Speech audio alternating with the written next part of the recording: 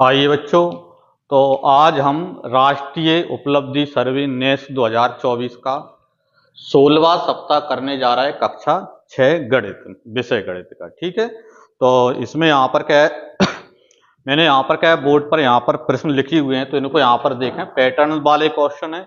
पहले क्या दिया है, 136 नंबर का है। दिए गए पैटर्न को पूरा करने के लिए कौन सी टाल्स लगेगी। ठीक है, ये आपको पैटर्न दिया है, तो इसमें आपको देखो पहली टाल्स, दूसरी, तीसरी, चौथी, तो इन चार ऑप्शन में से कौन सी लगेगी, तो आपको आकृति देखकर पता चल रहा होगा कौन सी लगेगी, बी वाली।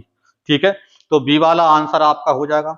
इसी प्रकार क्या है, 138 प्रश्न नंबर यहाँ पर है। दी गए पैटर्न का अगला पद क्या होगा, तो देखो पहले क्या है 3, फिर 103, 203, 303, मतलब यहां से यदि आप देखो तो प्रत्येक नंबर में 100 प्लस होता हुआ जा रहा है। तो यहाँ पर 303 है, तो अगला नंबर क्या आएगा, 403, यानी 403 आपका आंसर इसका हो जाएगा, मतलब बी सी वाला ऑप्शन आपका आंसर बन जाएगा। ठीक है, इसके बाद अगले प्रश्न पर चलते हैं। देखिए, तो अगला प्रश्न हमारा है 142 नंबर का प्रश्न है। दिए गए पैटर्न का अगला पद क्या होगा। तो ये आपको दिया है एफ, फिर एक भाग घुमा, फिर थोड़ा और घुमा, फिर थोड़ा और घुमा। तो इस प्रकार यदि हम देखें तो यहाँ पर क्या है, पहले एफ इस प्रकार था, फिर इस प्रकार यहाँ पर इस कुन्ने पे आ गया, फिर इस भुजा पे आ गया, फिर कुन्ने पे आ गया, फिर भुजा पे आ गया, फिर कुन्ने पे आ गया, और फिर यहाँ पर भुजा पे आ गया। यानी इसका मतलब ये है कि आपका अगला जो पद होगा वो क्या बनेगा, यहाँ पर डी वाला, उल्टा एफ हो जाएगा। ठीक है, इसी प्रकार प्रश्न नंबर 166 है।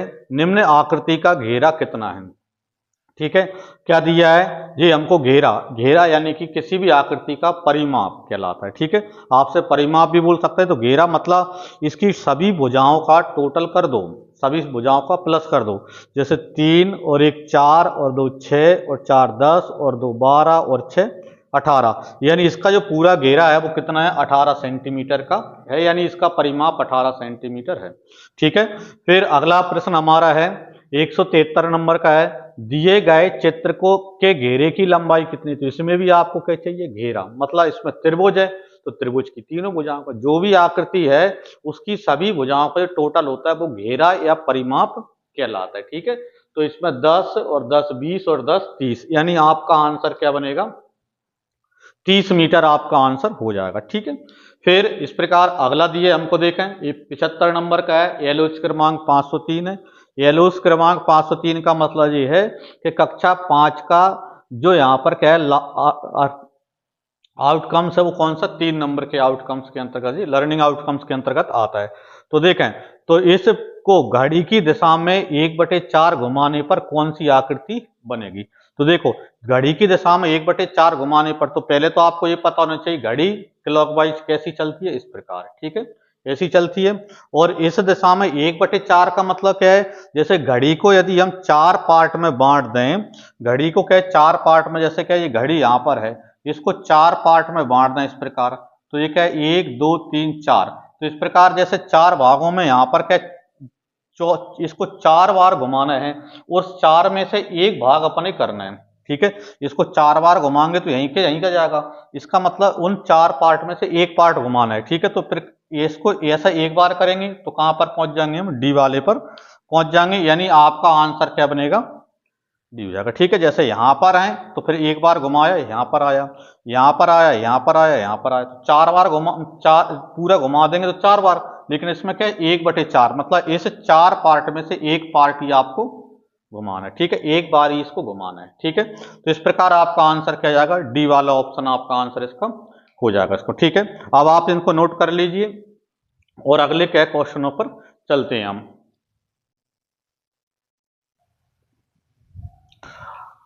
देखें, तो अगला प्रश्न है हमारा, क्या दिया है, तो इसमें हमको दिया है पैटर्न ABC DEF GHI का अगला पद क्या होगा। ठीक है, तो इसका अगला पद आपको यहां पर पता करना है। तो देखें, ABC, फिर C से अगला यानी DEF, फिर DEF से अगला मतलब GHI, तो इसका मतलब I से अगला जो अल्फाबेट आएगा वो क्या आएगा, JKL, यानी आपका आंसर क्या हो जाएगा, JKL आपका आंसर हो जाएगा। ठीक है, फिर अगला प्रश्न दिया है एक वर्गाकार शतरंज बोर्ड का क्षेत्रफल 400 वर्ग सेंटीमीटर है। इस बोर्ड का परिमाप क्या होगा? देखो अभी पिछले क्वेश्चनों में मैंने पढ़ा था, परिमाप मतलब उसकी सभी भुजाओं का योग, और वर्ग है तो वर्ग की चारों भुजाएं बराबर होती हैं, लेकिन सबसे पहले आपको भुजा पता करना पड़ेगा। तो वर्ग का क्षेत्रफल कितना दिया? 400 दिया है। तो देखिए मैं यहां पर जैसे बताता हूं, तो वर्ग का क्षेत्रफल का फॉर्मूला क्या होता है?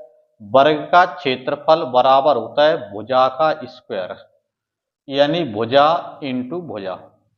ठीक है, भुजा का स्क्वायर। अब चूंकि वर्ग का क्षेत्रफल 400 दिया है तो आप यहां पर 400 लिख दोगे, मतलब भुजा का वर्ग बराबर कितना आएगा? 400।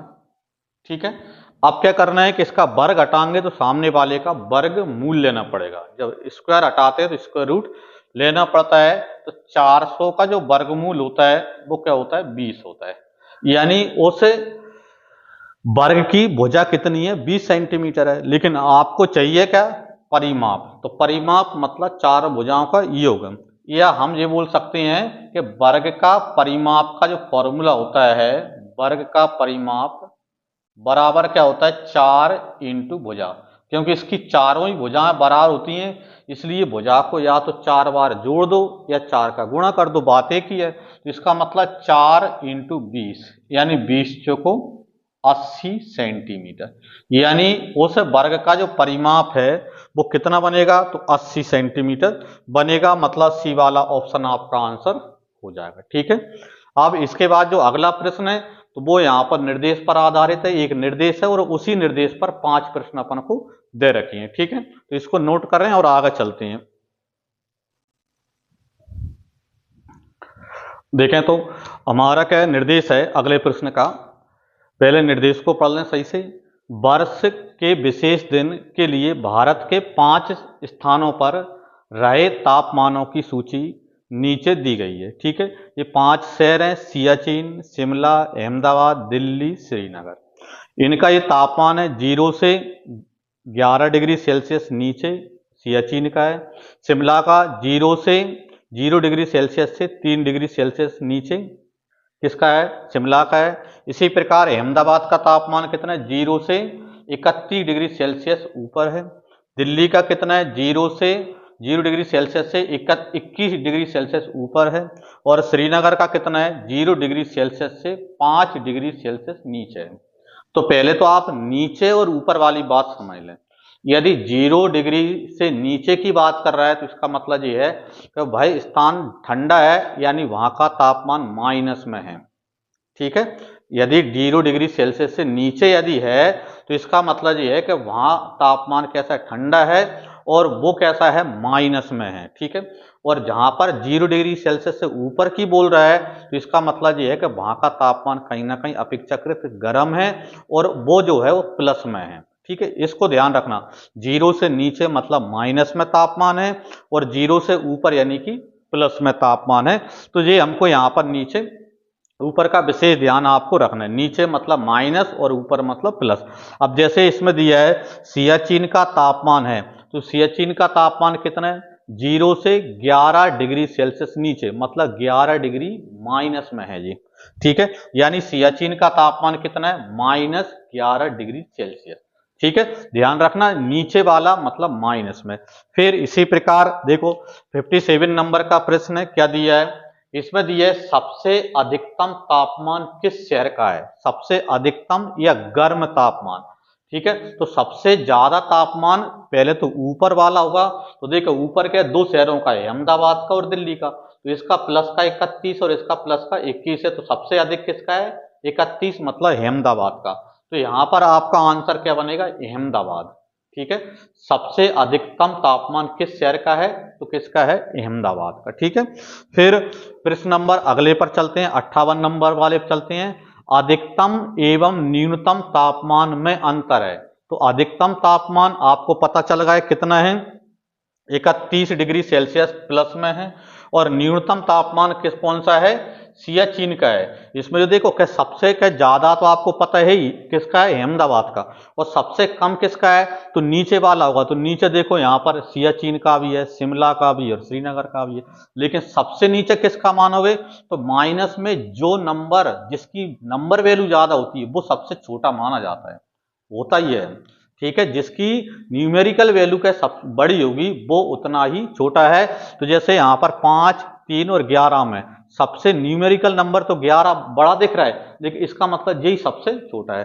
तो सबसे अधिकतम तापमान कितना है 31 है, और सबसे यहाँ पर क्या है न्यूनतम तापमान कितना है -11 है। ठीक है, इस प्रश्न की बात कर रहे हैं हम, सब अधिकतम न्यूनतम तापमान में अंतर। तो यहाँ पर देखो -11 और +31 का अंतर करेंगे तो माइनस, और अंतर करेंगे तो -j और ए से माइनस का j, तो माइनस माइनस प्लस हो जाएगा, मतलब 42 डिग्री सेल्सियस हो जाएगा। ठीक है, ये क्या है 31 डिग्री ऊपर है और दूसरा गया 11 डिग्री नीचे, तो दोनों में जो अंतर बनेगा 31 और माइनस माइनस का प्लस यानी 42 डिग्री सेल्सियस हो जाएगा। तो सबसे अधिकतम एवं न्यूनतम का अंतर जो है वो कितना है 42 डिग्री सेल्सियस हो जाएगा, मतलब ए वाला ऑप्शन आपका हो जाएगा। ठीक है, फिर अगला प्रश्न हमारा है कौन सा स्थान सबसे अधिक ठंडा है। देखो अभी बात कर रहे थे सबसे अधिक गर्म मतलब जिसका तापमान ज्यादा है, और सबसे अधिक ठंडा मतलब जिसका तापमान सबसे कम है। और सबसे कम तापमान किसका बता रहे थे अभी अपन, सियाचिन का। सियाचिन का तापमान सबसे कम है, मतलब सबसे ठंडा स्थान है इन 5 शहरों में। ठीक है, क्योंकि -11 डिग्री सेल्सियस तक जा रहा है, तो माइनस के हैं इसलिए नंबर भले ही न्यूमेरिकल ऊपर दिख रहा है लेकिन वो सबसे ठंडा स्थान है। ठीक है, इसके बाद है कितने शहरों का तापमान 3 डिग्री सेल्सियस से नीचे है। तो 3 डिग्री सेल्सियस से नीचे, तो देखो 3 डिग्री सेल्सियस से नीचे, तो देखो यहां पर नीचे वाले आपको वैसे तो 3 दिख रहे हैं, 11, 3 और 5, लेकिन उसने बोला 3 डिग्री सेल्सियस से नीचे, तो 11 भी 3 से नीचे है, क्योंकि न्यूमेरिकल रूप में भले ही ये बड़ा है लेकिन कम का मतलब यही छोटा है। तो 11 और 5 मतलब श्रीनगर और सियाचिन का जो तापमान है वो 3 डिग्री सेल्सियस से भी नीचे है, मतलब कितने शहर हैं 2 शहर। तो आपका आंसर क्या बनेगा इसका, कितने शहर, तो 2 शहर आपका आंसर इसमें हो जाएगा। तो इस प्रकार आप इसे नोट कर लीजिए, और आपका क्या है 16वां सप्ताह जो है गणित कक्षा 6 का कंप्लीट हो जाता है। ठीक है, धन्यवाद।